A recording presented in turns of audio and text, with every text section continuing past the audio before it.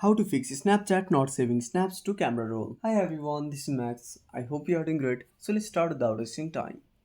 First of all, open up Snapchat. Now at the top left corner, click on your profile. Now once you are there, at the top right now once you are there at the top right corner, tap on the settings icon.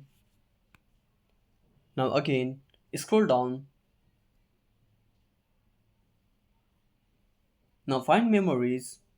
Tap on it. Now tap on save button. Now make sure to select memories and camera roll. Now once you are done with that, go back to your home screen. Now keep holding the Snapchat icon and click on App Info. Now click on Permissions. Now select Photos and Videos and now select Always Allow All. Now once you are done with that, go back, click on Force Stop, go to Storage Uses and tap on Clear Cache. Now restart the application. I hope this should fix the issue.